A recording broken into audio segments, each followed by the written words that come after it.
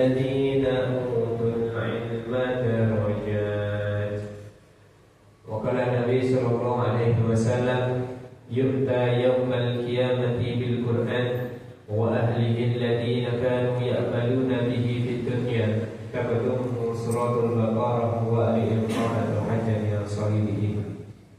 Jemaah Masjid Al-Ikhlas rahimahullah, pertama marilah kita panjatkan puji syukur kita kepada Allah Subhanahu wa taala yang pada malam hari ini telah memberikan kepada kita banyak nikmat dan juga karunia, sehingga insyaallah kita bisa bersama-sama thalabul ilm yang insyaallah tidak ada suatu halangan.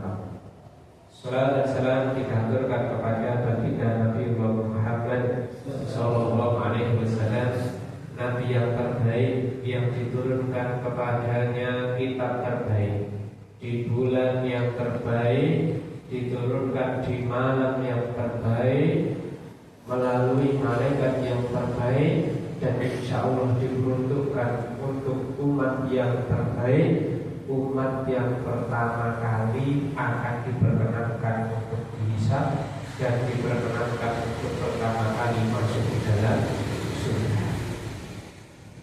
Jemaah Allah, pada kesempatan malam hari ini tentu kita akan melanjutkan materi, namun sebelum kita melanjutkan ada beberapa hal yang perlu kita sampaikan. Yang pertama, mungkin sudah kadung ini karena ini tanggal 9 di hari ini, besok 9, besok tanggal 10 ada syariat apa Bapak Ibu? Puasa apa? Subuh atau Muharram? Wong Jawa apa? Puasa subuh.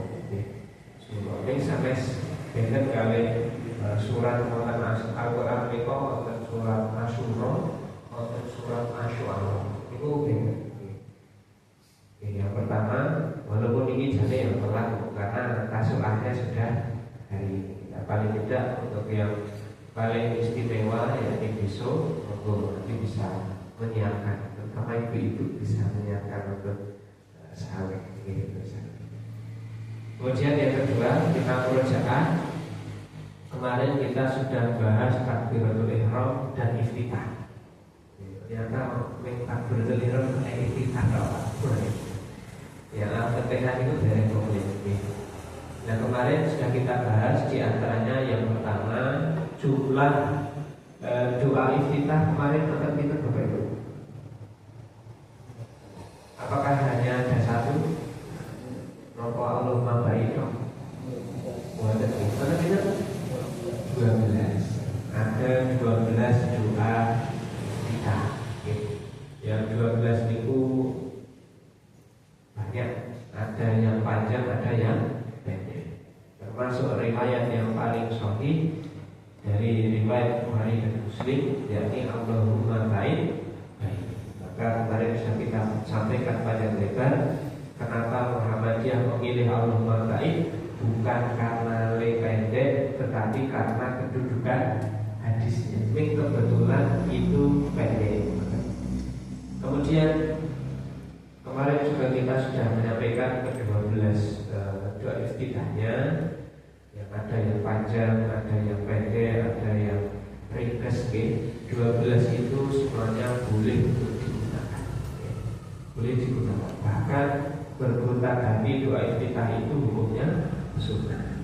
Cuma kita mengambil doa iftitah tidak kita tambah-tambahi, tidak kita kurang-kurangi. Karena ada beberapa lafal doa di dalam sholat karepe apik nambahi kata-kata sing apik, ning karena kata-kata itu di dalam sholat maka sing apik dadi ora apik. Berarti ada beberapa, masuk ketika duduk di antara dua sujud itu ada doa-doa yang tambahan yang entah dalilnya dari mana.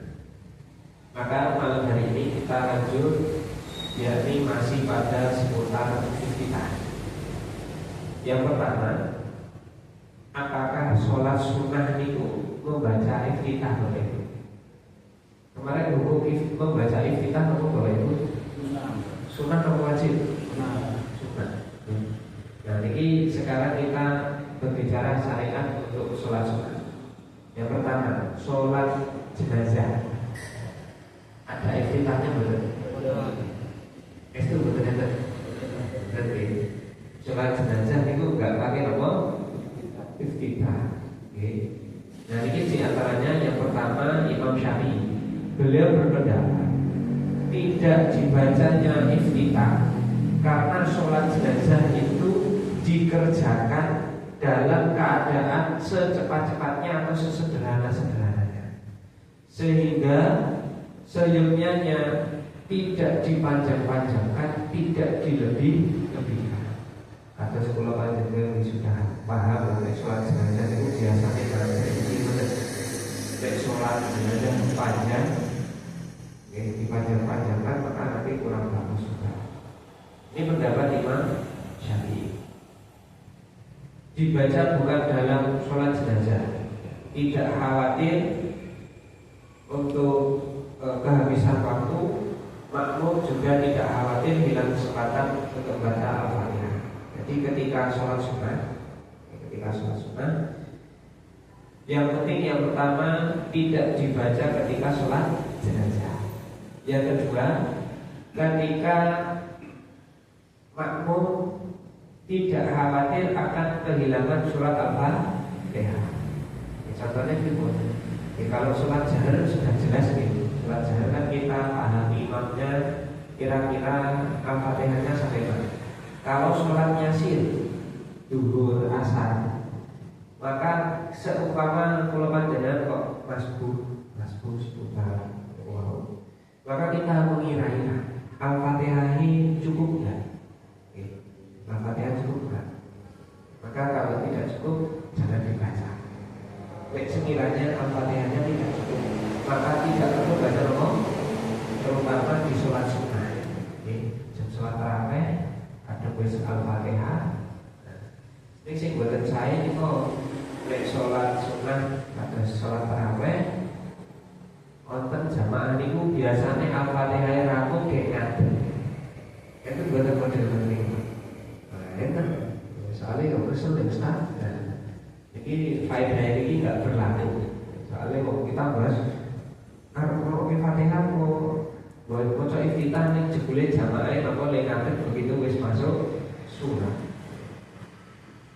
Oke, kemudian di sini ketika sholat tarawih, doa iftitah itu dibaca apa betul? Dibaca. Ada yang bilang betul? Ada. Oke. Nanti kita sampaikan kepada bagian selanjutnya nanti ada sholat iftitah sekalian. Kemudian jika makmum masbuh, makmum telat, posisinya adalah berdiri.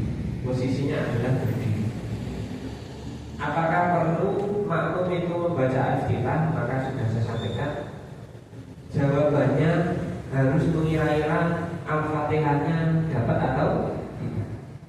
Dan kedudukan iftitah, kemudian ta'awud, kemudian basmalah lebih diutamakan daripada surat setelah Al-Fatihah. Jadi harusnya kan umumnya kan iftitahnya dapat, Fatihah dapat, surat setelah Al-Fatihah juga dapat. Seandainya harus ada yang dikorbankan, maka surat setelah Al-Fatihah yang dikorbankan. Kenapa? Karena urutan sholat ngoten niku. Ampun dengan milih Al-Fatihah terus surat setelah Al-Fatihah. Tinggal iftitah. Paham gak tadi Bapak itu? Paham ya? Tapi ini harus punya perkiraan. Perkiraan kira-kira dapat Al-Fatihah itu apa bukan? Nek ditambah iftitah. Kira-kira panjenengan telah bisa bersuwi, imamnya sudah lama berdiri nih, nggak usah baca iftitah langsung Al-Fatihah. Nek kira-kira panjenengan tahu tadi baru takbiratul ihram baru kita baru gabung, maka silakan baca doa iftitah terlebih. Kemudian jika imam posisinya iktidal, setelah rukuk sami Allahu liman hamidah, niku maos iftitah mau bener Bapak Ibu. Maos mau bener berdiri dulu. Jawabannya bener. Jawabannya mau Bapak Ibu. Tapi wajib ngomong takbiratul ihram. Jenengan gabung sholat kok bener takbiratul ihram. Mboten sah. Takbiratul sholat. Sholat itu diawali dari takbiratul Ihram. Tapi yang penting takbiratul ihram, terus ikuti aja gerakan. Karena ada beberapa jemaah yang sempat menanyakan, itu kan berdiri, nah, terus yang bersangkutan iftitah dulu. Maka jawabannya benar. Kemudian yang ketiga, sudah terlanjur membaca ta'awud. Sudah terlanjur membaca apa? Ta'awud. Mungkin pernah kok setelah takbiratul ihram ini jangan kok langsung a'udzu billahi minasy syaitonir rajim. Mboten Allahumma baik, ini mboten wajan itu mboten kafir. Kalau Allah a'udzu billahi minasy kadung. Maka seperti apa jawabannya? Apakah kita mengulangi iftitah atau meneruskan baca Fatihah? Meneruskan. Jawabannya itu berbeda. Meneruskan. Yang saya pikir kalau itu tidak dibahas ini, karena dikaji ada. Ketika sudah ta'awud, ini saya sampaikan dulu. Menurut kaji, setiap rakaat dianggap sebuah sholat. Yang pertama, jadi redaksi utama pengantar dari kaji itu setiap satu rakaat itu sama kaji dianggap satu sholat. Oleh karena itu, sebagaimana diwajibkan membaca Al-Fatihah di setiap rakaat, maka lebih utama ta'awud juga dianggap bagian darinya. Oke. Jadi makna dari tajwid ta'awud dibaca di setiap rakaat. Yang pertama, yang kedua, karena dianggap sebagai bagian dari Al-Fatihah, maka lebih diutamakan untuk membaca Al-Fatihah. Wis kadung ta'awud langsung aja bismillah terus Al-Fatihah. Karena ta'awud itu lebih condong seakan-akan sebagai bagian dari Al-Fatihah. Ibaratnya panjenengan wis kadung meh mulai Al-Fatihah. Padahal Al-Fatihah itu termasuk sing paling utama, paling utama. Akan tetapi di sini Ditarjih juga menyampaikan pendapat yang kedua. Boleh pula seumpama kita mengulangi lagi. Ini Alhamdulillah dari syaitan lari dari kita. Terus Allahumma baik. Maka mengulangi untuk iftitahnya, nanti ta'awudnya juga diulang. Tapi ini dari tarjih justru pendapat yang kedua. Yang pertama langsung Al-Fatihah mau. Masuk Al-Fatihah. Kemudian kalau sudah kelupaan, apakah perlu sujud sahwi? Perlu nama betul? Betul. Yang ketinggalan itu kok sunah-sunah. Bahasa yang lain. Termasuk gerakan yang sunah. Itu tidak perlu kalau panjenengan kok nanti namanya sujud sahwi. Sing ada hubungannya dengan yang rukun-rukun, panjenengan kok lali rakaat kiro misalnya, atau mungkin tadi sudah tahiyat awal nomor dereng dan seterusnya, itu beda cerita. Ini karena sunnah yang bablas nanti tidak perlu di rakaat kedua juga nggak perlu iftitah balik. Mungkin rakaat kedua Allah baiknya di rakaat kedua benar-benar. Itu kok sholat saja. Berarti ada satu sunnah yang ketiga. Terus kadu. Jadi dari kaji menyampaikan dua pendapat. Yang paling afdal dibablas karena ta'awud itu sudah dianggap bagian dari Fatihah. Seperti itu. Kemudian yang keempat, sholat iftitah. berbicara iftitah, ada namanya sholat apa? Iftitah. Nek tenggen masjid panjenengan niki sholat iftitah pas terakhir didirikan apa bener? Alekas sholat iftitah apa bener? Langsung tarawih. Nek ini kan jamaahnya dari macam-macam. Di Borobudur ini ada yang iftitah, ada yang tidak. Mereka dominan 22 atau 442. Dominan 22. Maka saya sampaikan ini dari kaji. Di sini ketika ada pertanyaan apakah yang lebih afdal, lebih baik menurut kaji Muhammadiyah, saya sampaikan dalam buku tanya jawab atau kaji jilid yang ketiga halaman 91 tentang bab sholat iftitah dalam sholat lain atau sholat malam atau tarawih.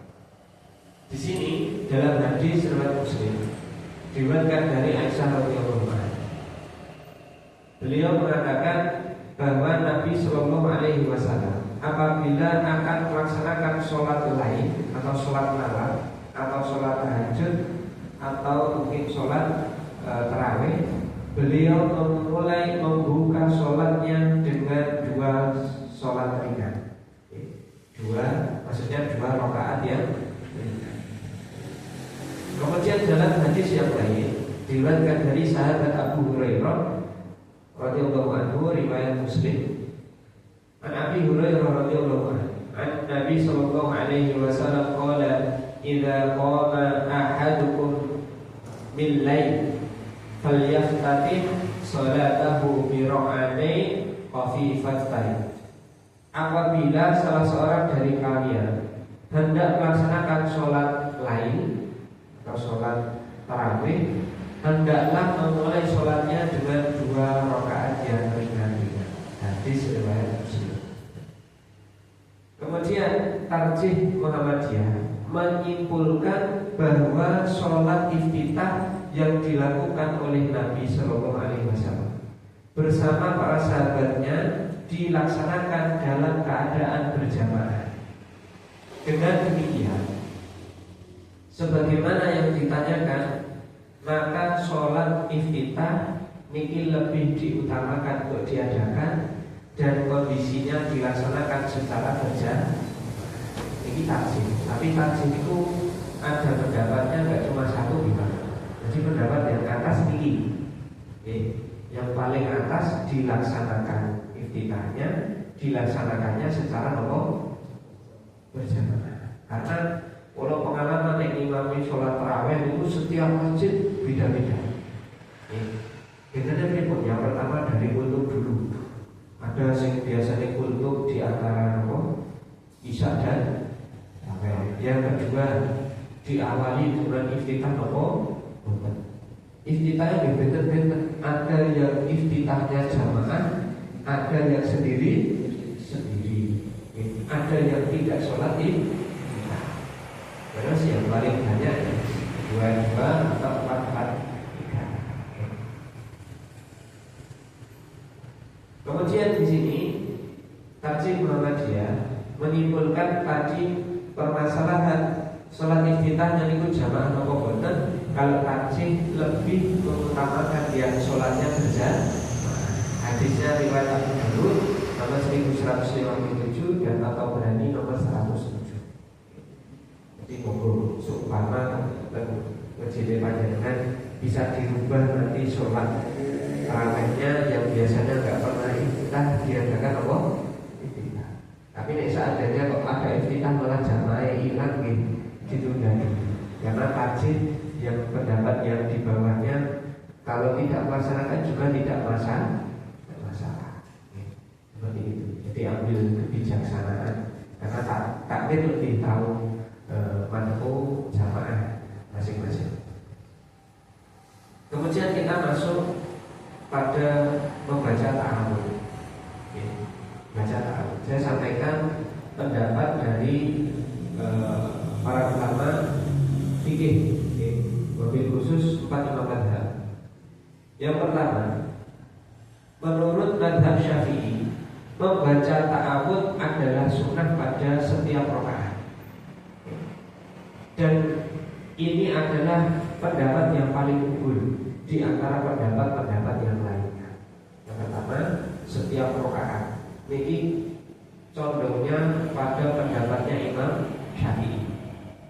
Termasuk Muhammadiyah juga condongnya kepada Imam Syafi'i pada masalah ta'awud. Yang kedua,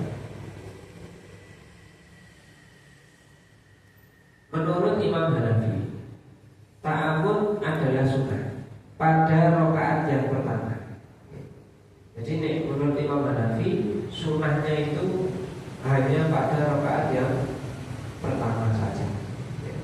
Kemudian di rakaat yang selanjutnya ini beliau tidak menyebutkan rakaat kedua, ketiga, keempat itu sebagai sunnah.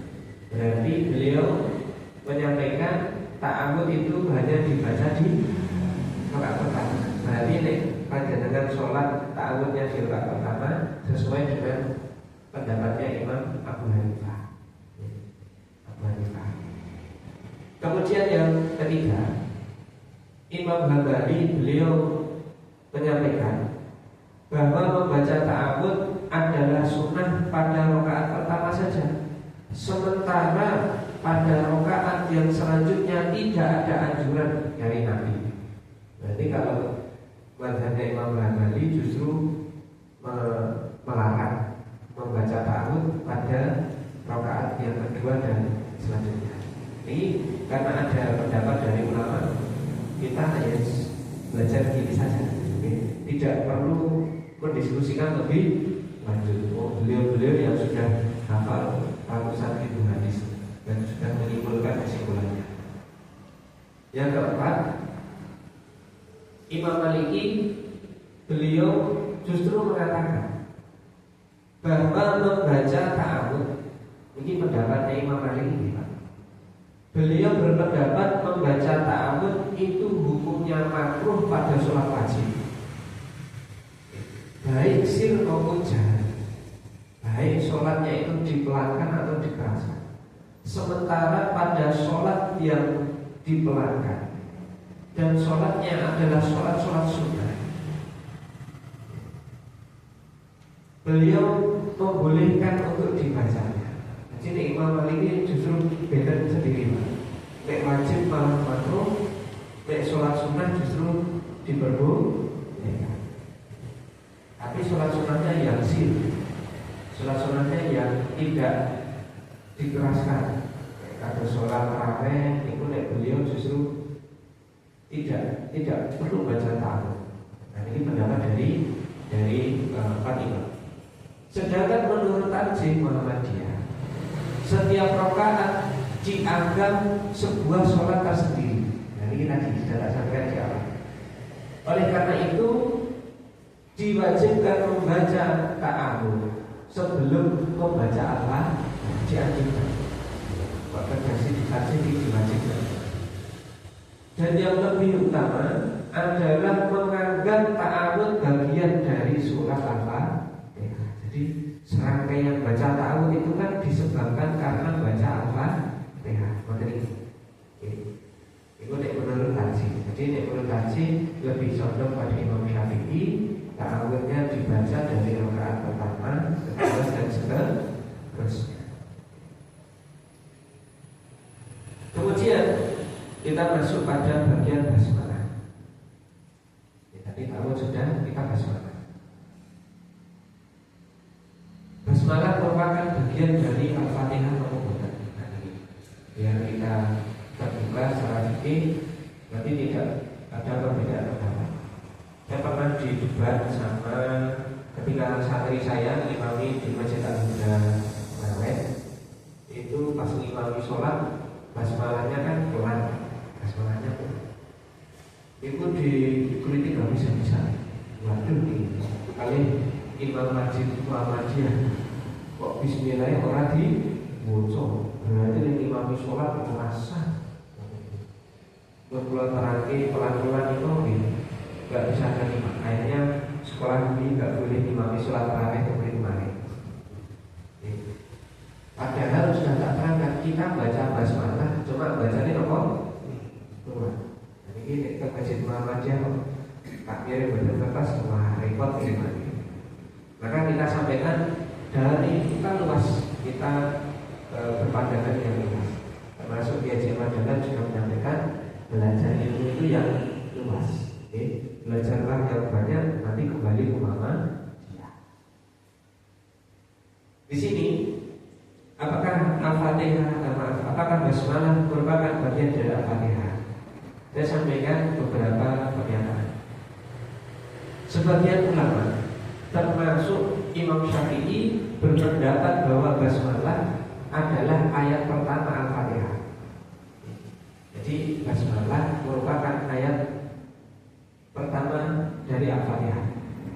Namun para ulama yang lain, Imam Hanafi, Imam Maliki, Imam Hambali, Hanafi, Maliki, Hambali, berpendapat bahwa basmalah bukan bagian dari Al-Fatihah, tetapi ayat yang berdiri sendiri dan diturunkan sebagai pembuka surat.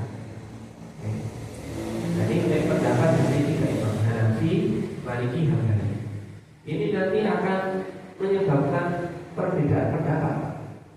Karena Imam Syafi'i yang mayoritas dipakai oleh orang-orang di Asia Tenggara berpendapat kalau Bismillah itu bagian dari Al-Fatihah. Karena ayat yang pertama. Termasuk saya pernah mendapati Syekh As-Sudais ketika imami di Masjid Istiqlal Jakarta. Beliau sebagai imam Masjidil Haram yang sampai saat ini. Beliau ketika imami di Masjidil Haram sama di sini berbeda. Nah itu berarti beliau pada bagian basmalah jadi. Berarti beliau imaminya menyesuaikan tempat yang kira-kira jamaahnya seperti apa. Yang sebenarnya Bapak Ibu, justru pendapat Imam Syafi'i basmalahnya itu dikeraskan karena merupakan ayat pertama dari apa? Ya, tapi Imam Syafi'i harus wajib menyampaikan pendapat itu gak cuma satu. Sedangkan dari sumber yang lain, beliau juga berpendapat boleh dibaca secara bawah. Nah, ini luar biasanya Imam Syafi'i. Beberapa dalil yang digunakan bahwa basmalah bukan dari Al-Fatihah. Yang pertama tentang hadis qudsi bahwa Allah Subhanahu wa ta'ala Allah menjawab setiap ayat yang dibaca dari Al-Fatihah. Dalam hadis qudsi itu ayat yang pertama kali Nabi bacakan adalah Alhamdulillahirabbil alamin. Hadis ini menguatkan bahwa basmalah bukan bagian dari Al-Fatihah. Ketika Nabi menyampaikan setiap kita membaca surat Al-Fatihah, Allah menjawab panggilan kita. Ketika kita mengucapkan Alhamdulillahirabbil alamin, Allah menjawab. Ar-Rahmanir-Rahim, Allah menjawab. Dalam hadis itu tidak diawali di yang ayat pertamanya bukan Bismillahirrahmanirrahim. Kemudian ada pula perbedaan pendapat tentang cara membaca basmalah, baik sir maupun jahar dalam sholat. Sementara ayat Al-Fatihah yang lainnya jelas dibacanya secara jahar, menunjukkan bahwa basmalah bukan bagian dari Al-Fatihah. Belajar dari sirah, para sahabat, para tabi'in ketika imami sholat jahar, sebagian besar dari mereka Bismillahnya itu tidak dibaca, seakan-akan tidak dibaca, tidak kedengaran makmum. Makmum pasti dengarnya dari Alhamdulillahirabbil alamin. Dan ini menguatkan bahwa basmalah bukan merupakan ayat pertama surat Al-Fatihah. Kemudian kesimpulan meski Bismillah sering dibaca di awal Al-Fatihah, sebagian ulama berpendapat bahwa itu adalah bagian dari syariat untuk membaca Al-Fatihah atau sebagai pembuka Al-Fatihah. Sedangkan Imam Syafi'i berpendapat itu sebagai ayat pertama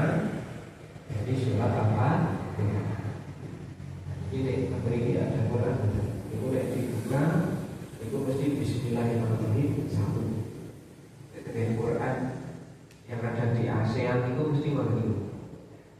Ketika panjenengan kok besok umroh haji, coba dibuka Quran versi Merdeka di sana. Ketika dibuka Bismillahirrahmanirrahim, di belakangnya tidak ada angka satunya. Nanti ayat yang terakhir kita itu yang dibagi menjadi 2. Jumlahnya sama-sama 7 ayat. Kemudian di sini saya sampaikan hukum membaca basmalah menurut 4 imam mazhab. Mazhab Hanafi sunnah membaca basmalah dengan pelan di setiap awal sholat atau maknanya di setiap rakaat, baik bagi imam maupun makmum. Maka di sini Imam Hanafi membacanya secara pelan, secara pelan. Imam Maliki membaca basmalah dalam sholat fardu, baik dalam keadaan sir maupun jahar. Dan beliau tidak membaca basmalah pada waktu sholat sunnah. Dan ini dari Imam Maliki. Pas sing wajib basmalah, sing sunnah bukan. Imam Syafi'i wajib membaca basmalah karena merupakan ayat pertama surat Al-Fatihah. Imam Hambali membaca basmalah dengan pelan di setiap rakaat, sama dengan Imam Hambali. Sedangkan Tarjih menjelaskan bahwa 2 pendapat yang menyatakan bagian dari Al-Fatihah dan juga bukan. Muhammadiyah lebih condong, ini saya sampaikan, Muhammadiyah lebih condong, tapi Muhammadiyah menyampaikan 2 pendapatnya. Pendapat yang merupakan bagiannya dan pendapat yang bukan merupakan bagian, dijelaskan dua-duanya. Ketika tarjih, buka di tarjih, Bismillah itu bagian dari Al-Fatihah, Bismillah bukan bagian dari Al-Fatihah. Ada dua-duanya. Akan tetapi tarjih Muhammadiyah lebih condong kepada bukan bagian dari Al-Fatihah. Sedangkan basmalah itu sebagai bagian dari ayat yang memang dikhususkan dibaca untuk pembuka surat Al-Fatihah. Itu yang lebih condong. Tapi tarjih tidak menentukan ini saja, tapi dua-duanya sudah dijelaskan. Kemudian kapan makmum membaca Al-Fatihah? Nah, ini kemarin kita baru mau masuk. Ada beberapa pertanyaan yang tak jelaskan secara singkat. Sekarang kita bahas secara rinci. Imam Syafi'i, beliau berpendapat makmum tetap wajib membaca Al-Fatihah, baik sholatnya itu sir atau pelan, imamnya bacanya pelan, maupun jahar atau imamnya bacanya keras. Waktu membacanya adalah setelah imam selesai membaca Al-Fatihah dan selesai mengucapkan amin, dan di sela-sela bacaan imam. Makanya setelah imam belum baca surat selanjutnya, itu waktu makmum untuk membaca surat Al-Fatihah, saat salih, saat dafare. Ya. Kalau nanti imamnya sudah baca surat setelah Al-Fatihah, maka sebagai makmum tidak boleh membaca surat Al-Fatihah meneruskan lagi, tapi diselesaikan satu ayat. Misal alhamdulillahirabbil alamin arrahmanirrahim maliki yaumiddin, baru sampai maliki yaumiddin, imamnya sudah boleh membaca surat, selesai mendengarkan surat yang dibaca oleh imam. Nah, ini pendapat Imam Syafi'i. Sedangkan Imam Hanafi, beliau berpendapat tidak wajib membaca Al-Fatihah jika imam membacanya dengan keras. Kalau imamnya sudah keras, ya makmumnya sunah-sunah saja, karena bacaan imam dianggap sebagai bagian dari makmum. Jadi makmum mendengarkan imam baca Al-Fatihah, niku makmumnya sudah dianggap membaca Al-Fatihah. Ini pendapat Imam Hanafi. Yang ketiga, Imam Maliki berpendapat sama dengan Imam Hanafi, tidak wajib, bahwa makmum tidak wajib baca Al-Fatihah karena sudah diwakili oleh imam. Namun sebagian lain dari beberapa ulama Malikiyah tetap mewajibkan membaca Al-Fatihah jika imamnya tidak terdengar jelas ketika membaca Al-Fatihah. Ada tambahan. Misal kalau ibu-ibu di belakang, terus imamnya memiliki sone mati, Al-Fatihah itu bukan cetok. Maka yang menurut Imam Maliki yang enggak kedengaran itu wajib membaca Al-Fatihah. Ini Imam Maliki. Sedangkan sering bapak itu banyak masjid yang makmum itu di belakang tidak kedengaran.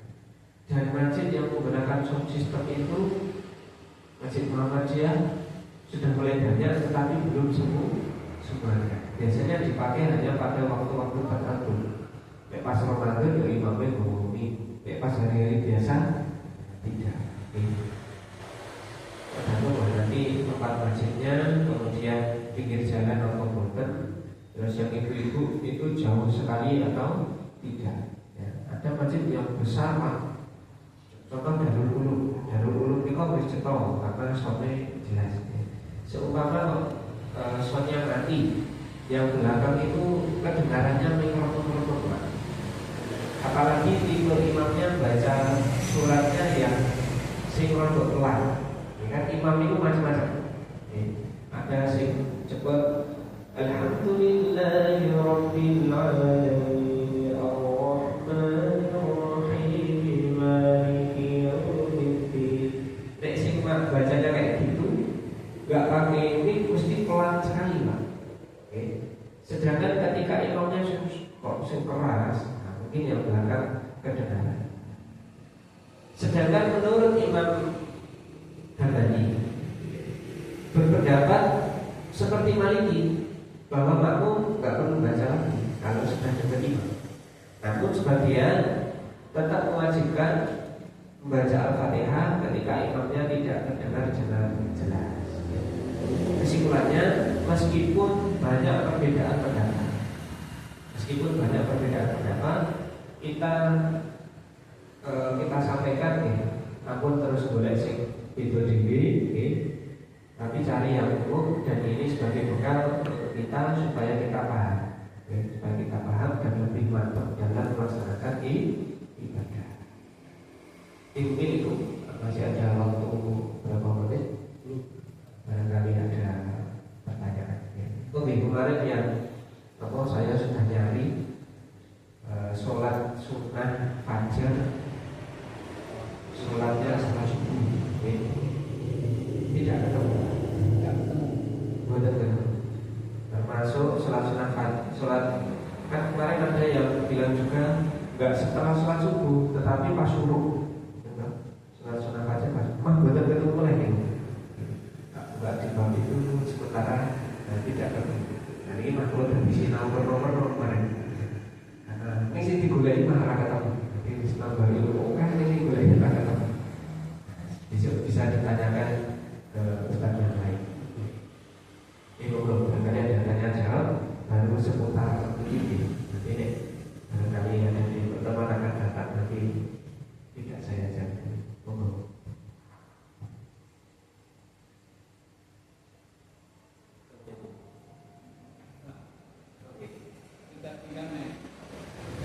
Pendapat itu ada yang seandainya imam agak keras kita cukup mendengarkan. Terus kalau hadis Nabi itu kan sholat kan pertama awalnya Nabi Muhammad sholat terus makmumnya ikut menirukan kan jadi berisi. Terus beliau setelah sholat memberi peringatan kalau saya sedang membaca, tolong diam atau dengarkan, perhatikan. Nah kalau kita mengikuti sabda Nabi itu boleh nggak Pak? Misalnya kalau yang dibaca keras kita memperhatikan, nah, kalau yang dibaca sir ya kita wajib baca, kan lebih simpel gitu loh, lebih ringan. Gitu. Kalau pendapat itu kan berbagai boleh tahu. Saya jelaskan dulu. Tadi dari sekian pendapat yang terakhir kan pasti jadi taksim. Maka sebenarnya kita ya itu taksim. Tapi seandainya nggak itu taksim sama bener Pak. Ya sama. Ini namun cari sing dibagi gitu. Termasuk kemarin gerakan sholat itu kan tak sampaikan itu akan blessing tidur dari sekeliling karena yang tiga itu akan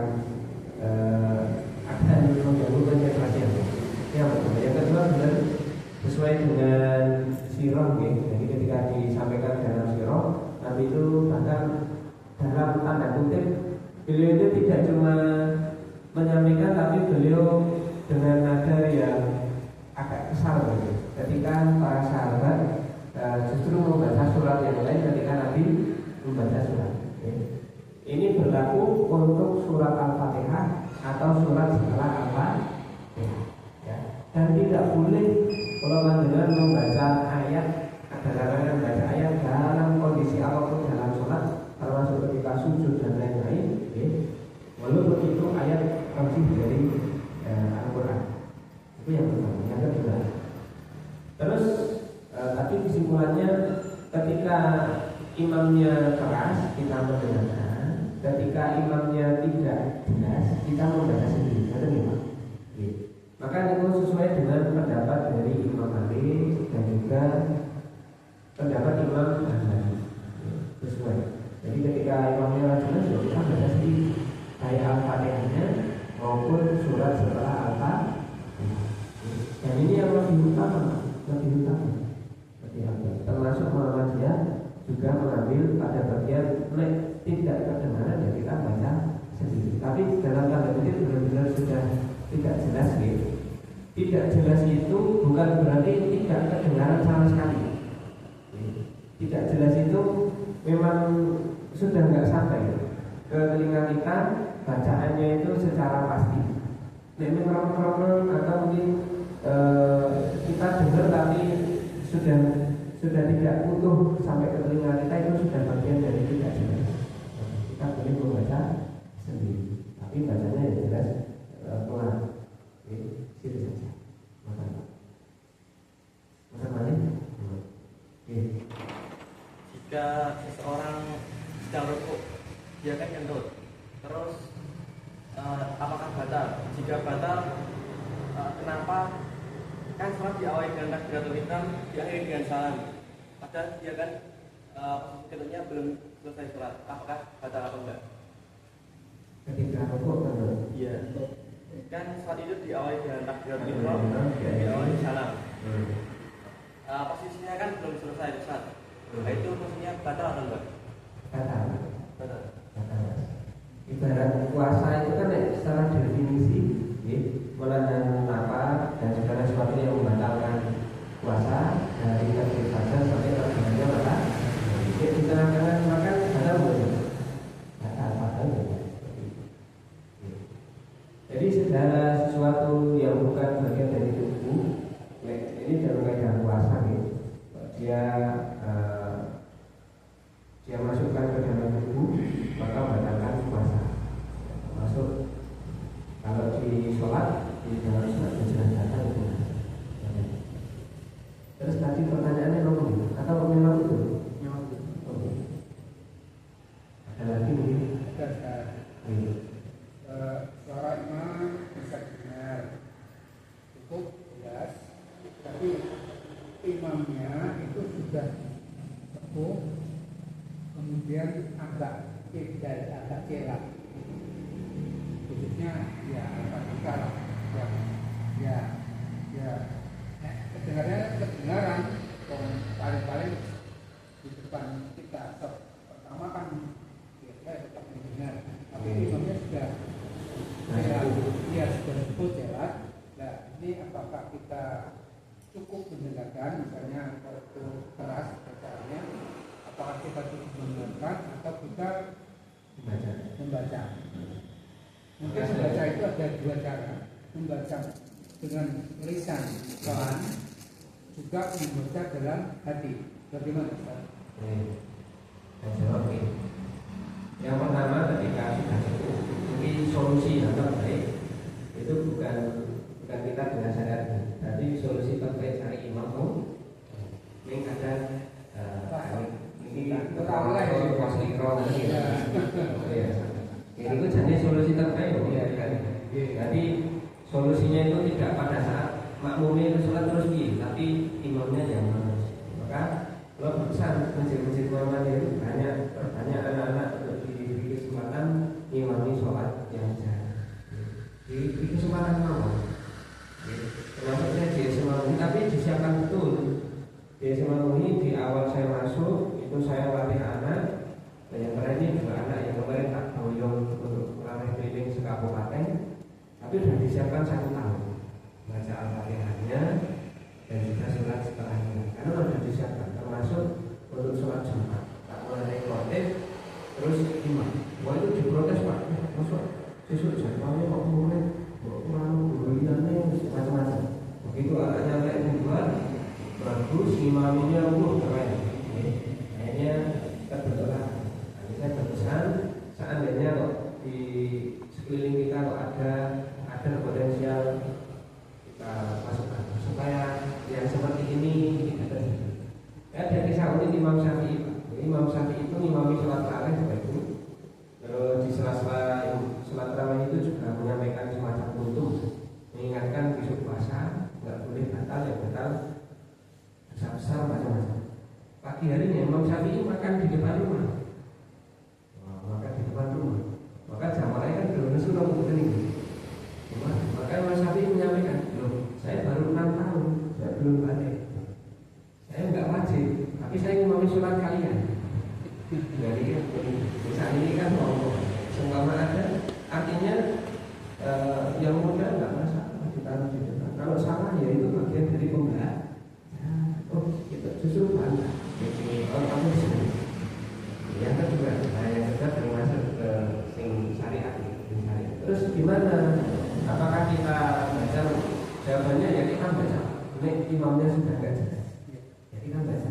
Terus bacanya itu dalam hati atau dikatakan? Dikatakan. Semua kata membaca doa dalam sholat itu semuanya dilafalkan, maknanya bibirnya bergerak. Okay. Termasuk ketika rukuk, sujud dan lain-lain itu juga dilafalkan, tidak batin. Ini belum tak sampaikan. Ada beberapa orang Pak, itu sholat itu batin. Memang ada, karena orangnya tidak tahu, nggak pernah dapat pendidikan seputar fikih sholat. Nah, sholatnya belum batin itu.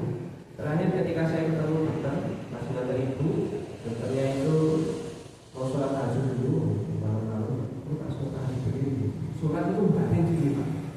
Yang ini kita mau terlalu periksa dulu. Terus dia tanya-tanya kita sampaikan, jangan mau nih sholat batin apa dulu.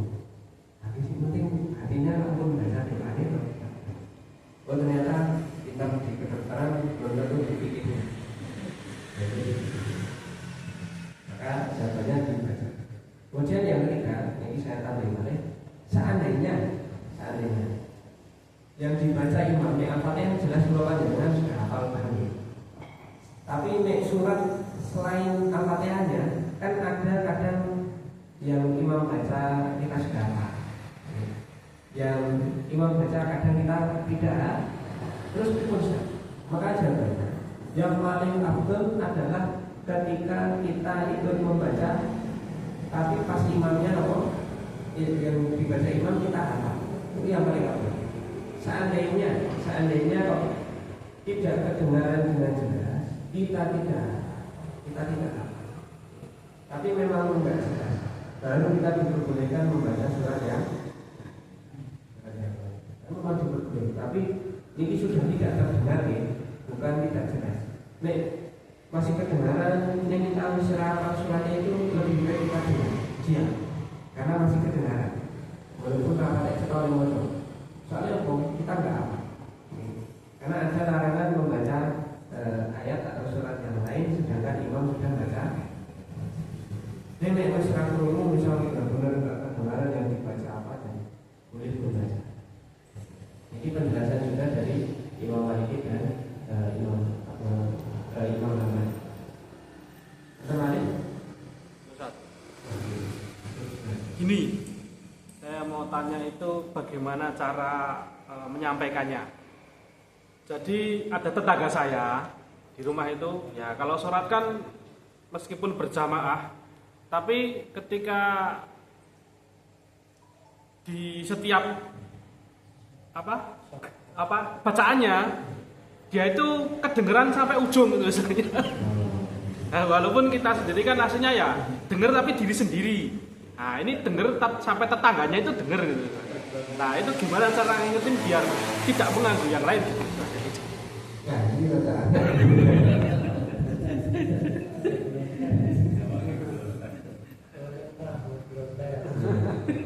Yang jelas yang pertama nih.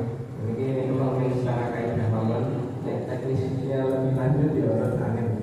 Yang pertama jangan nasihati di depan itu nggak boleh. Termasuk beberapa orang ada di situ kita nasihati itu tidak. Yang kedua, ini kaidah nasihat teknisnya betul ya aneh. Yang kedua, yang bisa menasihati kita apalagi kita lebih muda itu apa sih? Yang menasihati bisa mungkin suaminya, istrinya, atau mungkin orang tuanya atau saudaranya. Nanti kita titip pesan. Tapi yang dipesani kita juga harus paham bahwa ini benar-benar amanah enggak. Oh, jangan sampai malah diadu. Jadi kita niatin titip itu bisa menjadi masalah. Sementara itu yang bisa saya sampaikan. Karena ini pertanyaan yang berkesan. Kalau jadi kemudian dulu pas kuliah saya dididik teman karena dari salah teman saya itu yang untuk siap. Beliau wis bersih di kulit ini orang mungkin barang yang bersih. Cuma memang kota bulan itu mau baca. Kalau kita pesan doa di kalau boleh corong yang menasehati dia pakai deodoran itu mikir sensasi. Akhirnya ketemunya suatu hari saya beli banyak deodoran. Terus ada momen memang saya nggak ngajak, momen bareng jajan mie ayam berdua. Terus deodorannya kalau jadi mencoba kira-kira tanggal di kok ngomong di situ. Kenapa sih buat ini? Di situ ada seorang kalau sekarang dia ngomong, nah itu kan. Ini mikir tinggi loh kita. Nanti kalau nasihat nanti mesti sakit hati. Nah itu sih. Terima kasih. Ya, saya tunggu. Surat berjamaah kita dianjurkan untuk mengikuti dari kajian ini tentang siapa terhadap diri dan sebagainya. Kemudian kalau kita mengikuti di masjid saudara kita yang misalnya ngajarnya itu setelah tahiyat, atau kita tidak harus mengikuti atau tidak. Seperti contoh saja. Yang pertama gerakannya kita ikut imam syafi'i. Jawabannya cukup taksim mama. Karena taksim itu campur-campur berdirinya itu pakai imam ini ngacungnya imam Maliki, berdirinya imam Syafi'i. Nanti ketika rukuk dan lain-lain itu Muhammadiyah sudah menerima. Kalau jawab sesuai taksim mama, ya. Nanti bisa juga dihitung. Kudu milih imam ini. Dan maksud saya kalau kita sholat berjamaah di salah satu masjid beda dengan kita, apakah kita harus mengikuti dia atau tidak? Yang kedua, kalau kita di masjid yang lain, sedangkan kita tahu dasar yang dipakai oleh saudara kita ini. Contoh di ngajak kan asyhadu an la ilaha illallah. Contoh itu kita tahu dasarnya, itu pendapatnya Imam Syafi'i. Nah Imam Maliki sing di alam ada kita sudah tahu dasarnya. Maka seyogyanya kita mengikuti imam yang ada di sana. Ini bagian dari moderasi beragama. Dan Muhammadiyah ini sudah menerapkan moderasi beragama. Tapi untuk sampai ke tingkatan itu butuh ilmu.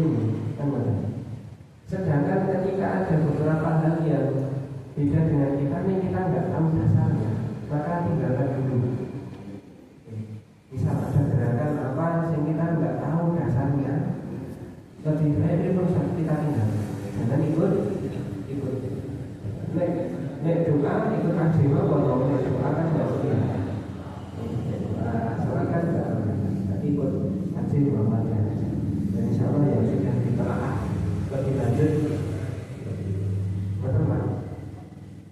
Jadi memang kalau saya berbicara ada tokoh Muhammadiyah di antaranya ada Buya Syafi'i Ma'arif, pernah dengar apa? Yang beliau selalu berbicara tentang moderasi beragama.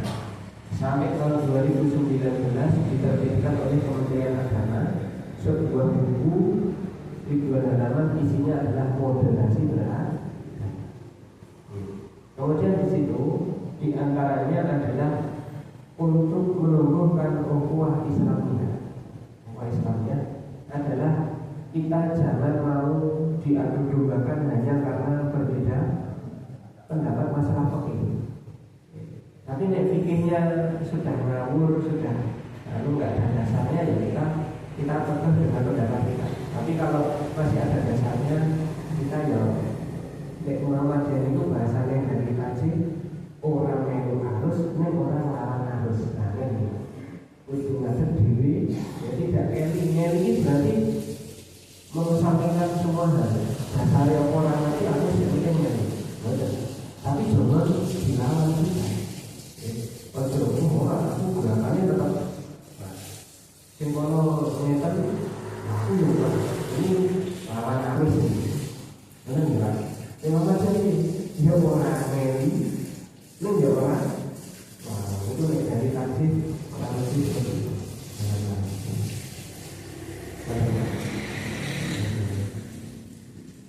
Ini sakot kan berapa? Sakot kan semua besar. Karena dari salam salam sakot kan, oh kan itu orang di situ bukan salah. Harus memang harus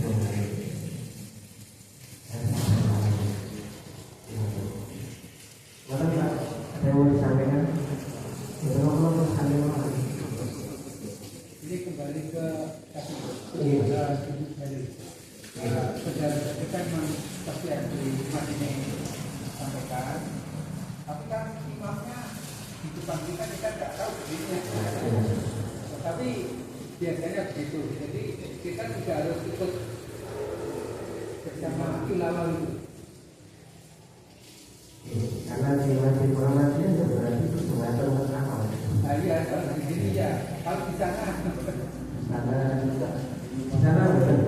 di sana namanya Pak Makom Tapi Muhammadiyah betul.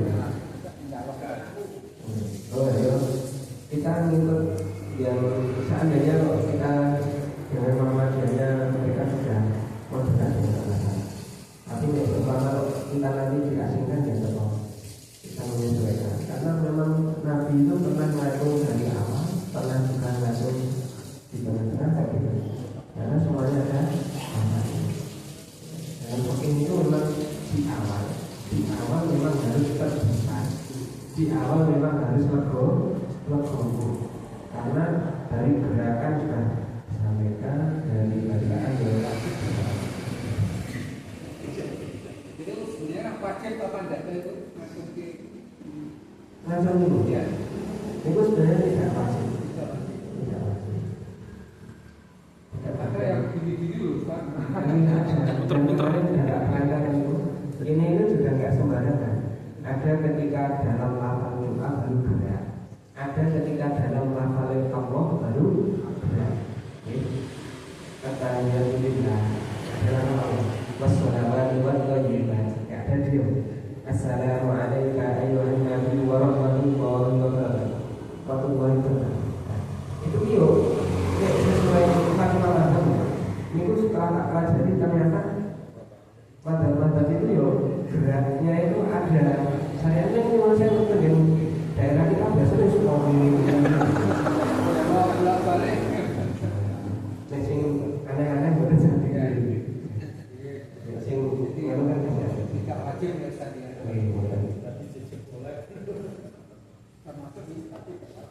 Termasuk sebagai ketika setelah itu terus tangannya